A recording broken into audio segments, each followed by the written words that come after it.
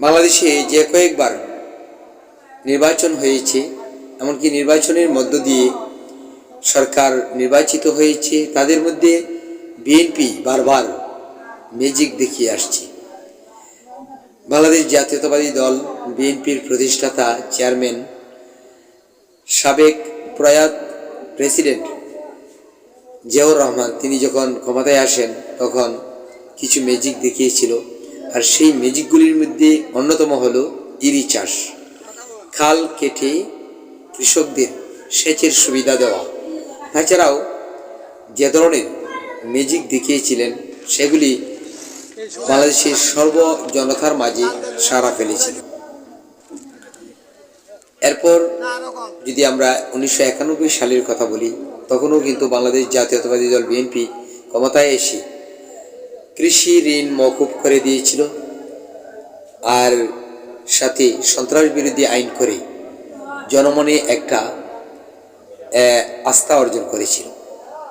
বাংলাদেশ জাতীয়তাবাদী দল বিএনপি যখন এই ত্রয়োদশ জাতীয় সংসদ নির্বাচনে পাশ করে তারেক রহমান প্রধানমন্ত্রী হন, তখন তিনিও কিন্তু কিছু ম্যাজিক দেখিয়েছেন। তার মধ্যে অন্যতম হলো ফ্যামিলি কার্ড, কৃষি কার্ড। এছাড়াও 12 লাখ কৃষকদের প্রায় 1,500 কোটি টাকা ব্যাংক ঋণ অর্থাৎ কৃষি ঋণ মওকুফ করে দিয়েছেন। এই ম্যাজিকগুলির দ্বারা বাংলাদেশ জাতীয়তাবাদী দল বিএনপি মানুষের অন্তরের রন্ধে রন্ধে আস্থা করে নিয়েছে, অর্থাৎ স্থান করে নিয়েছে। এদেশে যত সরকার এসেছে তার চেয়ে সবচেয়ে বেশি আস্থার স্থান করে নিয়েছে, এমনকি জায়গা দখল করে নিয়েছে মানুষের বাংলাদেশ জাতীয়তাবাদী দল বিএনপি। দীর্ঘ 1.5 দশক ধরে আওয়ামী লীগ সরকার যখন ক্ষমতায় ছিল তখন বিভিন্নভাবে এদেশের মানুষকে উন্নয়নের মুখ দেখিয়েছেন, কিন্তু তাদের উন্নয়ন ক্ষেত্রে যেমন পদ্মা সেতু, এই পদ্মা সেতু করার পর তারা যে ধরনের বাহাদুরি দেখিয়েছে, সেই বাহাদুরিগুলি কিন্তু জনগণের মনে বিপরীত রূপে কাজ করছে। বিপরীতে কাজ করার একটিমাত্র কারণ হলো যে পদ্মা সেতুর বরাদ্দ ছিল বিশ্বব্যাংক কর্তৃক যখন অর্থ এসেছিল 8,000 কোটি টাকার মতো, সর্বোচ্চ 12,000 কোটি টাকা হলে পদ্মা সেতু হয়ে যাবে। এমনকি তার পিলারও গাঁথুনি দেওয়া হয়েছিল, কিন্তু এই আওয়ামী লীগ সরকার এটাতে 40,000 কোটি টাকারও ঊর্ধ্বে খরচ করেছে। তো ওই যে অতিরিক্ত যে টাকাটা, অর্থাৎ প্রায় 30,000 কোটি টাকা অতিরিক্ত খরচ করেছে, সেটার জন্য কিন্তু এই জনগণের মাঝে একটা বিরূপ প্রতিক্রিয়া দেখা দিয়েছে। শুধু তাই নয়, এরকম ধরনের কিছু মেগা প্রকল্প আছে, যেমন বঙ্গবন্ধু টানেল। এই টানেল করার পর এখন কিন্তু এই টানেল দিয়ে মানুষ তেমন যাতায়াত করে না। প্রতিটা মাস, প্রতিটা বছর শুধু লোকসানের খাতায় এই নামগন্ধ হয়েছে এই টানেলের। তাই এই যে টানেল করেছে, এই টানেলটা কিন্তু বাংলাদেশের জনতার জন্যে খুব উপকার বয়ে আনেনি, এমনকি সারা ফেলেনি। ফলে এই ধরনের কিছু মেগা প্রকল্প আছে যেগুলি মানুষের কল্যাণের বিরুদ্ধে বলে, এমনকি মানুষের যে অর্থাৎ হিতাকাঙ্ক্ষী রূপে কাজ করবে, এমনকি মানুষ ভাববে যেটা আমাদের জন্য অনেক কিছু, এটা কিন্তু ভাবে না। আওয়ামী লীগ শাসন আমলে মন্ত্রী, প্রতিমন্ত্রী, উপমন্ত্রী, সহকারী মন্ত্রী যারা আছে তারা কিন্তু একটা পরিবহন পুল গ্রহণ করেছিল। তাতে দেখা গেছে যে ওই সকল মন্ত্রীরা ফুল টাইম একটি গাড়ি পেতেন, আর সেই গাড়িটার জন্যে প্রতিদিন 18 লিটার তৈল সরবরাহ করত, অর্থাৎ বাংলাদেশ সরকার কর্তৃক দিতে হতো। কিন্তু এই বাংলাদেশ সরকারের বর্তমান যে সরকার, অর্থাৎ বিএনপি সরকার, তারা যখন এসেছে, মন্ত্রী, এমপি পরিষদ, তারা কিন্তু নিজেদের গাড়ি ব্যবহার করছে। নিজেদের গাড়ি ব্যবহার করছে এ কারণেই, দেখেন এমপিরা শুল্কমুক্ত গাড়ি আনতে পারে। আওয়ামী লীগের আমলে কিন্তু এরকম গাড়ি এনেছিল, আমদানির সুযোগ করে নিয়েছিল। তো আমরা যদি বলি যে 2009 ও 2023 সাল পর্যন্ত সংসদ সদস্যরা 576টি শুল্ক মুক্ত গাড়ি আমদানি করেছেন, যার মোট আমদানির মূল্য 428 কোটি টাকা, যার শুল্ক ছিল 3,500 কোটি টাকা। এই 3,500 কোটি টাকা মার খেয়েছে বাংলাদেশ সরকার। আর বাংলাদেশ সরকার মার খাওয়া মানে কি জনগণ মার খেয়েছে, অর্থাৎ এই শুল্ক যেখানে দিতে হতো সরকারকে সেটা দেয়নি। আর গাড়ি আমদানির ক্ষেত্রে যে 428 কোটি টাকা ব্যয় করেছিল, ইদানিং যখন এই ত্রয়োদশ জাতীয় সংসদ নির্বাচনে সরকার এসেছে, সরকার বলতে আমরা যে সরকার গঠন করেছে প্রধান বিএনপি, তার বিরোধী দল হলো জামাতে ইসলাম। জামাতে ইসলাম যখন প্রথমেই বলছে যে আমরা সরকার থেকে কোনো গাড়ি নেব না, জামাতে ইসলাম এই কথাটি বলে জনমনে একটা বিশ্বস্ততার স্থান করে নিয়েছে। জনগণ কিন্তু তাদেরকে বাহবা দিয়েছে। তার পরপরই দেখা গেছে যে সরকারি দল বিএনপি তারাও বলেছে যে আমরাও কোনো সরকার থেকে গাড়ি নেব না। তাহলে যদি মনে করেন যে 428 কোটি টাকার গাড়ি এবারে আনা হতো, তাহলে এই টাকাটা কার হাত থেকে যেত? জনগণের হাত থেকে।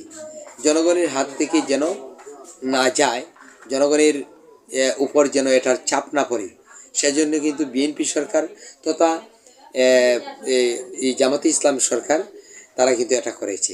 জামাতে ইসলাম সরকার বলতে যেহেতু তারাও একটা সরকারের অংশ, তাহলে তাদেরকে সরকার না বলে পারা যাবে না। অর্থাৎ বিএনপি সরকার তথা জামাত সরকার দুজনে মিলে কিন্তু একটা পরিপূর্ণ সরকার।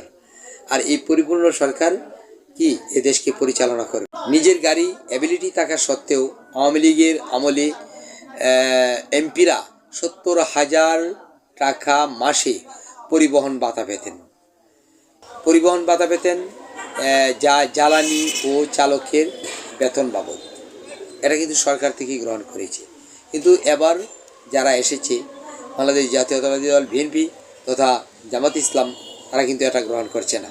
তাহলে এই যে টাকাটা, অর্থাৎ এই টাকাটা সম্পূর্ণটাই কিন্তু এই প্রতি মাসেই জমা হবে বাংলাদেশ সরকারের কোষাগারে। আর যেটা নাকি আগামীতে জনগণের ভাগ্যের পরিপূর্ণতা দান করতে পারে। বাসস্থানের জন্যে আওয়ামী লীগ সরকার সরকারি ও বেসরকারিভাবে বাসস্থানের ব্যবস্থা রাখা হতো। অর্থাৎ সরকারিভাবে বাসস্থান আছে, যদি কেউ সরকারিভাবে বাসস্থানে থাকতে না চায় তারা বেসরকারিভাবে থাকবে, তাতেও কি তারা একটা ভাতা পাবে। মাসিক যে বাসা ভাড়ার খরচ ইত্যাদি, গ্যাস ভাড়া, বিদ্যুৎ ভাড়া ইত্যাদি সব পাবে।